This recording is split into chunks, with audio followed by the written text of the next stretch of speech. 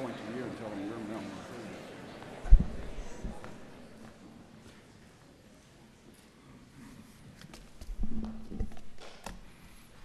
Good afternoon, and welcome to the concluding session of what has been a fascinating and I think very important conference.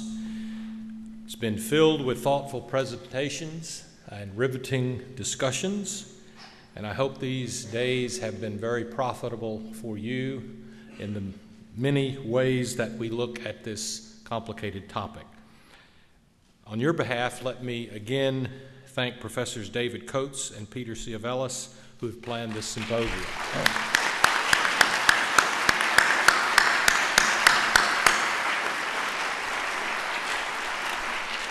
I also thank Mayor Alan Joines, who was with us yesterday for Session 4 and is with us again today.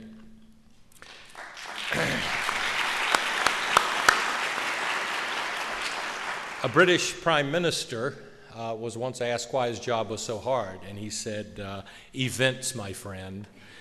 Well, this afternoon we've had an event. Senator Mel Martinez was on the tarmac in Orlando and first had mechanical problem and then weather moved in. So he will not be able to be with us. And he sends his real regret. He wants to come back to Wake Forest on another occasion. But I'm the bearer of those ill tidings. But there is also good news. We are privileged to have Senator Richard Burr with us, whose role was going to be to introduce Senator Martinez. And at the last minute, he has agreed to give his thoughts on this important subject.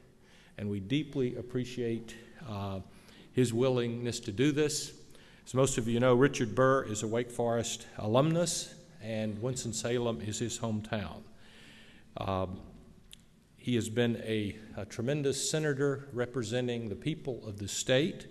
In the last few weeks, he has been intensely busy as the new ranking member of the Veterans Committee, and we deeply appreciate his taking the time to be with us today. Senator Burr.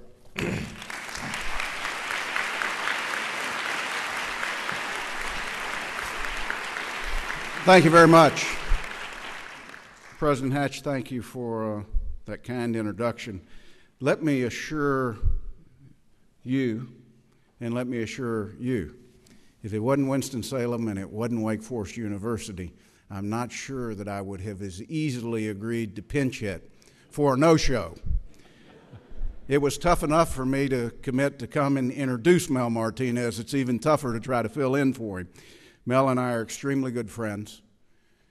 I had my factual introduction of Mel Martinez all prepared, and I was willing to come in here and tell you some things that you probably would never learn unless I shared them with you, but I will forego those today since he's not here. Let me just say, we are well blessed in this country because people like Mel Martinez commit to serve.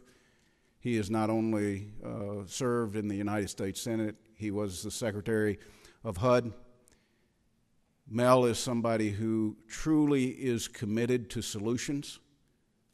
And I emphasize that because much of what I will talk about relative to immigration is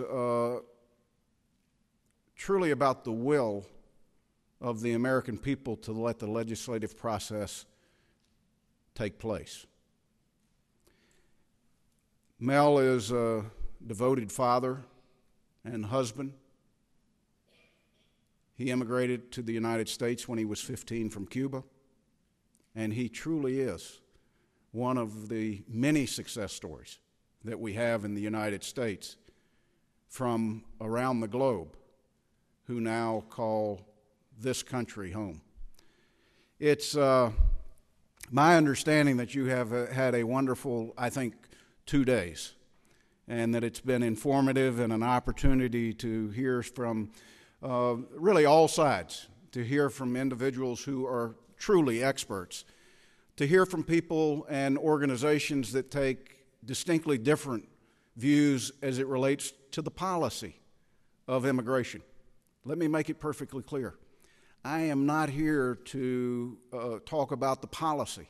I'm not here today to pick a side if there are sides. The purpose of me agreeing to do this is to try to give you some insight as to why this is difficult,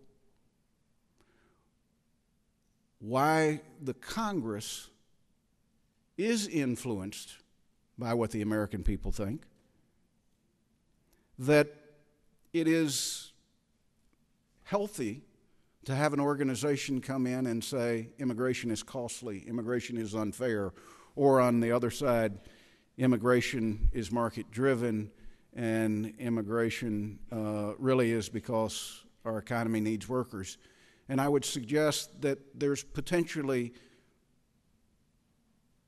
nothing that's wrong, but you can't necessarily assume that it's right.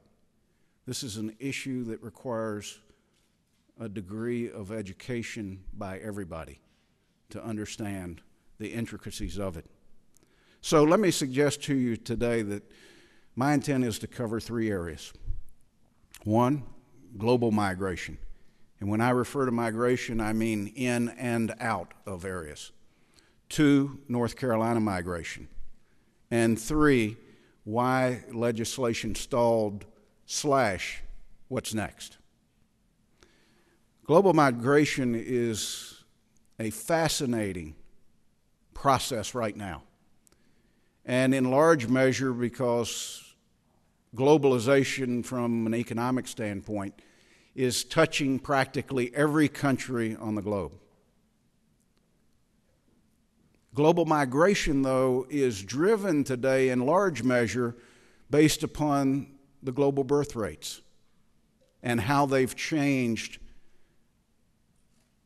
in the last 100 years. Today in Japan, a birth rate that has just risen to 1.32%, when one understands that if you're under 2.1%, you are losing population. Japan now faced with the decision that if you want economic growth to continue or to maintain the level of economic growth they currently have, that means that there's a need for a migration in of a minimum of 225,000 people annually starting next year. It means that in Western Europe, and I group it together as the EU, with an average birth rate of somewhere in the neighborhood of 1.68%, that they're faced with a situation that is an economic block in a global economy, that if you want to maintain growth, then you have to have a policy that attracts the workforce that you need. It's particularly difficult in a new entity like the European Union that has not much history in how to operate as one unit. And I predict to you today that one of the most difficult things they will deal with is how one enters in a country in the South and without any knowledge of how they move through the European Union, they end up in a member country in the North. Not strange for us to understand because people enter into the United States and they easily move from state to state. But understand that there's a long history in Europe where that didn't exist.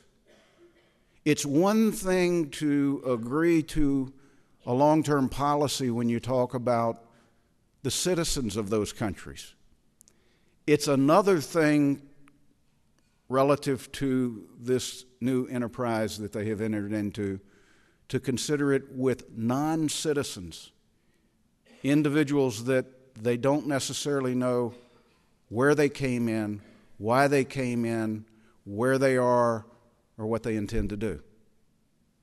Now, the challenge is to recognize that whether it's Europe, whether it's Japan, or whether it's the United States, is that to say that migration is a function of the economy is 100% correct. There are other areas in the world today in that global picture that probably will have stable or negative growth because of the inability of their governments to address migration. The top of the list is Russia. Russia today, because of the birth rate, is losing 770,000 people a year. In one of the economies that's the hottest economy in the world. It's very easy for the Russian government and leaders to sit and look at economic growth today and say, we shouldn't be worried about the birth rate, we shouldn't be worried about migration policy because the economy's growing at a rate we never dreamed 5 years ago. The government's flush with cash. I would suggest to you today that's a very short-sighted view, and that will come back to haunt them and other countries that are faced with a similar situation. North Carolina has a whole different challenge. I would suggest to you that we probably wouldn't be looking at the population growth increasing in North Carolina if it wasn't for the dislocation that we went through over 10 years ago of textiles and furniture. That it was actually globalization that woke this state up, and through our realization that traditional manufacturing was not something that we could feel comfortable waking up and having as part of our economy, I think the best and the brightest in this state, many of them in academia, saw the opportunity that we needed to take our citizens and transition them to new areas. I think it's safe to say that we didn't become the fastest growing biotechnology state in the country because we went out and recruited biotechnology companies. We became the fastest growing biotechnology state in the country because we had the academic institutions and we were generating the students with the skills and the education that they needed for their next generation of workforce. And when they looked around the country, only Massachusetts and California had the type of pool that biotechnology needed. Well, if you look at California's reaction to economic opportunity as it relates to how academia influenced it, they made a decision over a decade ago to cap public education as far as the numbers. They were satisfied with the investment that they had made. And I think it's safe to say that the technology boom of the last decade continues to eat up every student that can be produced out of their educational system. So for any new sector to grow, they were forced to move and find a new location. We were the recipient of that. Why? Because of our kids and our grandchildren, because of the excellence of higher education in North Carolina. What should we learn from that example? Is that when you choose to cut off your potential, you will lose somewhere. We're the recipient today of biotechnology jobs because California made a decision to limit the available workforce for that sector of the economy. I think one could extrapolate that out and say that we as a country, if we limit the availability of individuals to create these new sectors, we will in fact hurt the overall economy of the United States. North Carolina is projected, based upon the Census Bureau numbers, to have a population explosion of 58% over the next 18 years. Let me put that in real terms for all of you. That means for every 2 residential houses we have in North Carolina today, we'll need a third one in 18 years. That means for every 2 roads going to a given point in 18 years, Mayor, we're going to need a third one. It means for every 2 elementary, middle, and high schools, we're going to need a third one. It means for every 2 residential houses, we're going to need a third one. It means for every 2 slots in higher education, Mr. President, we're going to need a third one. Think about that. Think about the commitment that a locality, the education system, public and private, would have to make tomorrow to be able to have an infrastructure in place to handle an increase by a third. Now, some look at that and they suggest, shouldn't do it. We want to limit it. I look at it and see a tremendous opportunity to attract the best and the brightest to our country and our state. If there's one thing that I'm truly disappointed in from a standpoint of the immigration debate in Washington is that the things that we could fix and that we should fix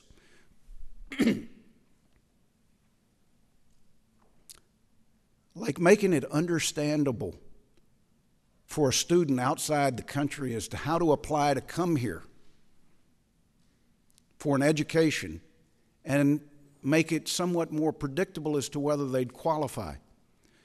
Most Americans don't realize that the rules have changed gradually over the last 10 years. But for a student outside the country that wants to come to the United States to get an education, the likelihood is the application process probably involves an investment of somewhere between $500 and $800. Do you realize for a majority of our consulates today, to call and ask a question of an individual about a certain part of the application, whether it's a visa to come here to visit, whether it's an application for a visa to come here to pursue an education, or the application to come here as a permanent resident to seek citizenship, every phone call to that embassy costs you $25. It's amazing what people will invest just to try to have the opportunity to come here. I think we can do a much better job of making it not only easier to understand, but much more predictable for the ones that choose to do it.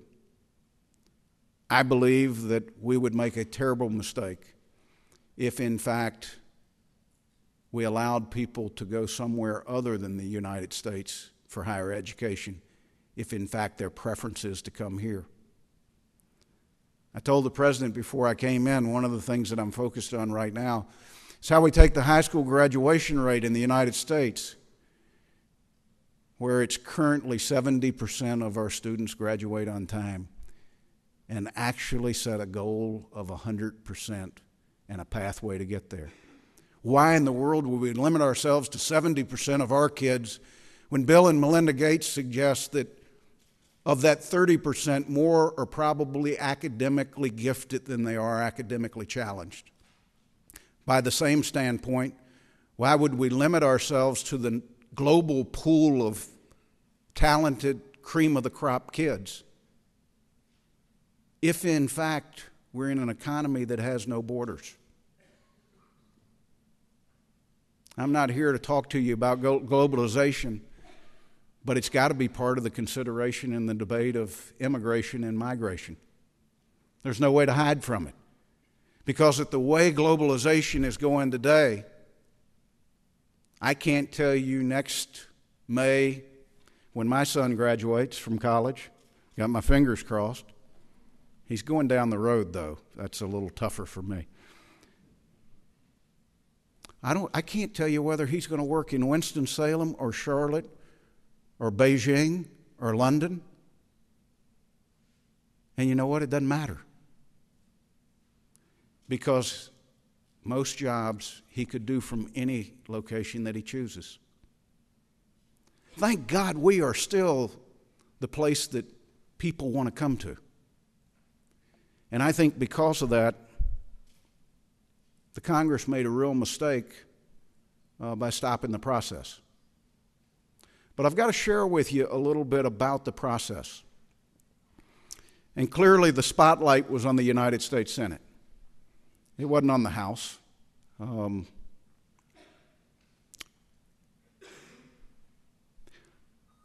The design of the Senate by our founding fathers meant that in the absence of a majority of America being for something, the default was nothing happened. And I think it's safe to say that we went through a very stable period of time, over 200 years, where life didn't move that quickly. And maybe a default of nothing happens had no downside. It certainly didn't explore the upside possibilities, but it didn't have a downside. Now we're at a point where change happens so quickly. I would tell you that there's seldom an issue where there's not a tremendous downside to the default being nothing. But our system's still the same.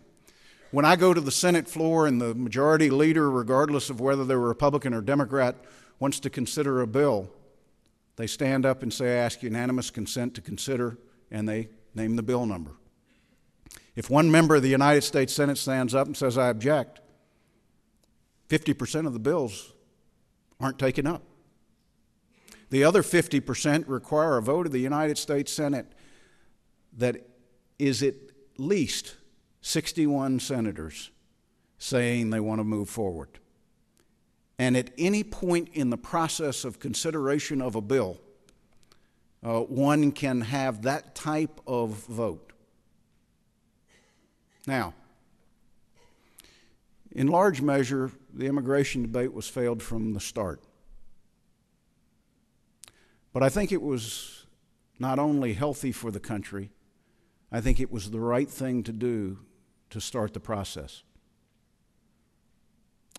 I think if you polled the United States Senate today, they would tell you they have no intentions in the next year and a half of touching something they perceive to be as hot as immigration. And to some degree, I can't blame them. I was hesitant about standing in front of you today and addressing immigration. So what's next? Well, I would suggest to you today it's in your hands. And I don't think I'm copping out to say that. I think it's up to you. I think it's up to the American people and what they want the Congress to do. Because I think it is as simple as what I just described, that our founding fathers envisioned that something happens if a majority of the American people are supportive, and nothing happens if, in fact, you're close to the 50-50 mark. We've learned some powerful things in the last 12 months. We've learned that the 24-hour news cycle can take something that's not an issue and make it an issue. We've learned that they can take an issue that has a set of facts that goes along with it and change, at least in people's minds, what the facts are. We've learned that unchecked, that's not necessarily in the best interest of the country. I think some look to us to be the check. Yet we're also the ones to uphold the Constitution. That little clause about free speech. And let me assure you, I will do that every day that I'm in the United States Senate, regardless of whether I like what they say or not. And it only takes one trip to a location, a country where they're not provided that privilege to understand just how valuable that is in this country. But it also means that as the world changes, as the ability to communicate becomes so direct from the outlet to a person, and it happens so abundantly in a 24-hour period, it means it demands the involvement of the American people at a level that we're not accustomed to. I'm not up here suggesting to each of you, go home and write your congressman and senator. I'm here telling you that this has to be a groundswell in this country if, in fact, the issue is to be resolved. Now, there are things Congress could do tomorrow. There are bits and pieces of the immigration bill. But most of them don't deal with the issue of those who are here currently illegally. I will tell you that that is the single toughest issue to resolve. And me personally, I am convinced today that you can't resolve it until you do the other things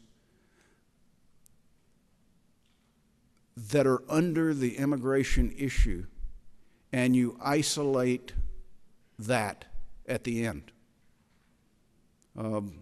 I remember over a year ago suggesting to the White House that the only way to tackle this issue was to separate the policy of immigration and the decision, the political decision about those who were here illegally, and that we had to handle them at a separate time.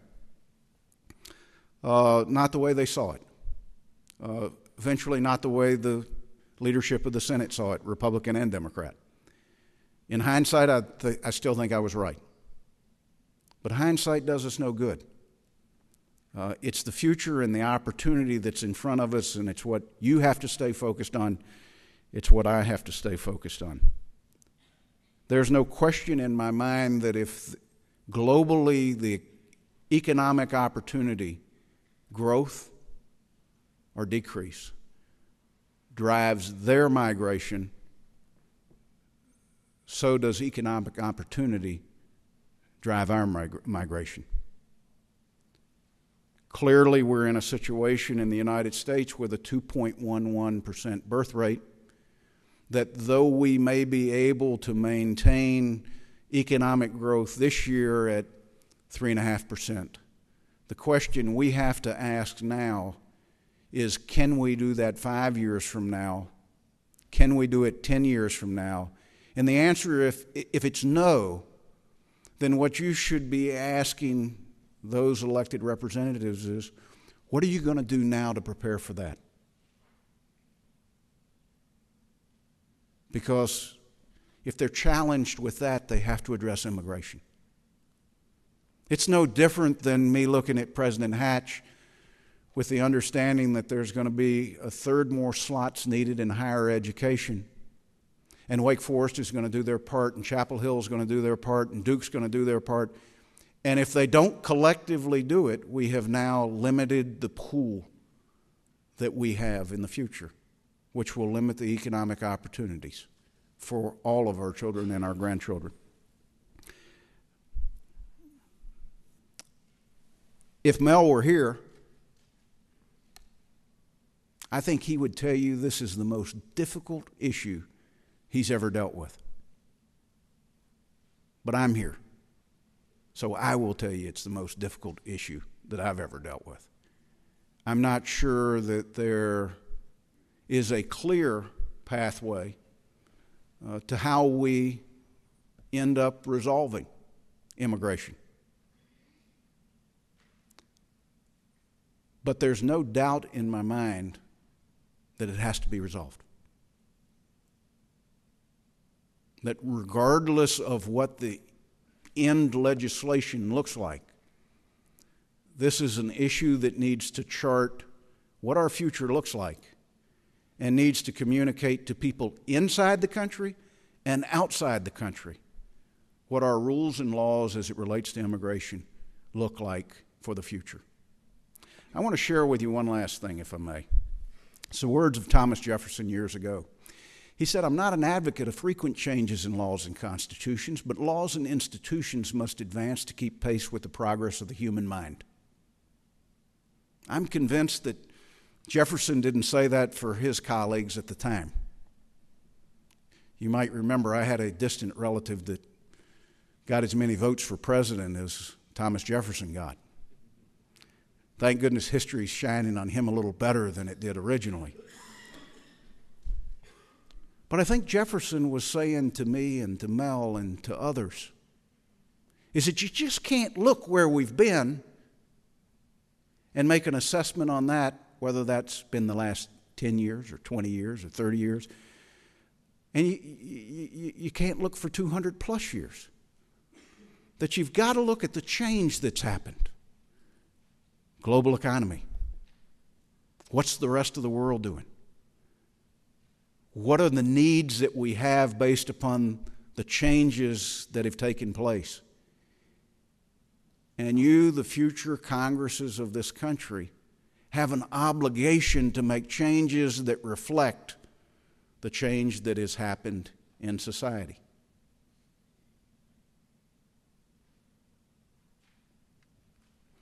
If you believe that's what he intended those words for, then Congress really is challenged to not only address this issue, but to address many of the issues that I think affect the quality of life, not just of people here, but of people around the world.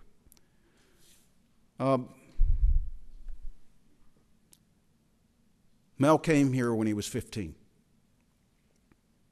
I will never have Mel Martinez's perspective of what that opportunity has meant to him. But I should remember and learn from Mel Martinez that I shouldn't limit the next Mel Martinez to experience that opportunity either. Thank you very much.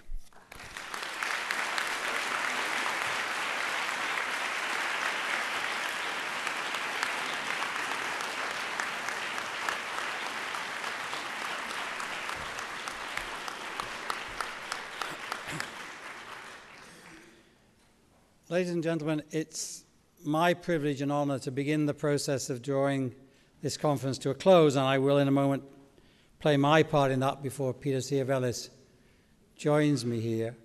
I will do that by expressing our thanks to Senator Burr.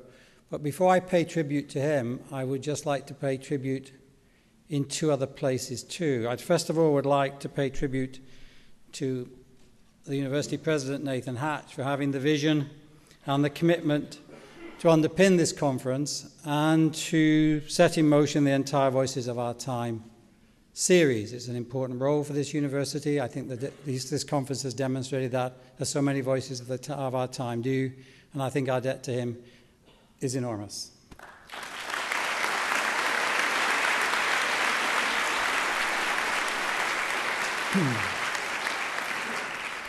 I would also like to pay tribute to you, our loyal and very talented audience in these last 2.5 days. I'd like to thank you for the quality of your questions, the seriousness of your attention, your openness to ideas that were often not comfortable to hear, and also I'd like to thank you for your stamina. You have stayed with us to the bitter end. Not that it was bitter, but it was long, was it not? But don't imagine for a second that you're going to escape, because I wanted to tell you that the audio of this conference has already been mostly posted on the website, so you can revisit it this weekend. The audit of everything but this session will be there by tonight, and the audit of this session will be up on Monday. For those of you over the age of 50 who insist on walking around with iPods, it will all be available for a download version for your iPods. Never mind. And the video will be available of the entire program by Wednesday. So please bear that in mind. But please bear in mind, too, that we owe a considerable debt to Senator Burr for his role this afternoon. And in fact, our debt to him is twofold, I think. Our debt to him is first for the quality of his remarks, but also for the very short notice with which he prepared them, which is truly incredible and impressive. You are welcome, sir, to take over any of my classes whenever you like to do so. 20 minutes? Okay, a whole course. But what was so important to us was that Senator Burr's presence with us this afternoon kept in place the broad balance that is so vital to the integrity of a conference on a topic as sensitive as this one. And it was just so immensely reassuring to me, and I'm sure to Peter and to others, to hear through a voice that we have long respected, a shared concern and willingness to discuss immigration in this wider context of changes in the global economy, of issues of skill, of a commitment to building here a future for our children and our grandchildren, of which we can be proud. So I would ask you, please, to join me in expressing our very great thanks to our very own Senator Burr.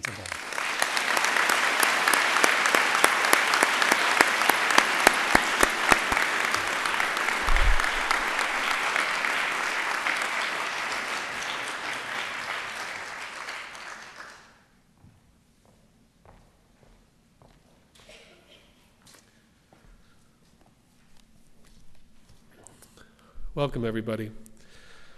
A conference of this magnitude does not come about easily, and it relies on the help and support of many individuals. First, I want to thank all of you, again, our attendees, for the quality of your attendance, participation, remarks, and questions. I also want to thank our participants, some of whom are here, for doing a top-notch job to present a series of some of the most engaging presentations I've ever heard in a very, very long time.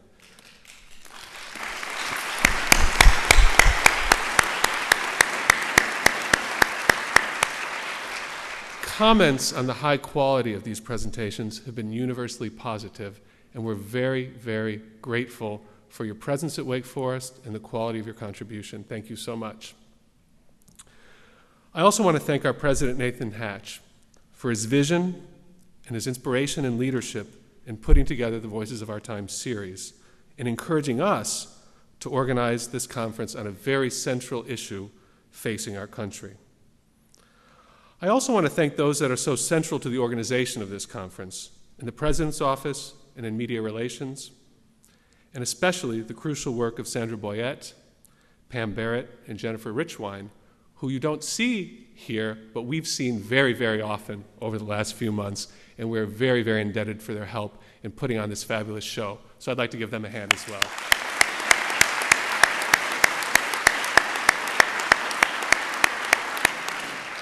Students, don't worry, I'm not going to go on thanking everybody forever. I'm almost finished. Students have also been central in shaping this event. I want to thank all of the students volunteers that are here, especially the president's aides, and a few students in particular, Ross Williford, Grace Johnson, and Tess Hetzel. So thank you very much for your help. Finally, I want to express the gratitude to my co-organizer, David Coates, for his wisdom, his support, and his friendship during the process of planning this event. It was a delight to put on this show with him. It was always easy. And for those of you who know David, you know it was always funny, and we had a lot of laughs, and I do appreciate his collaboration.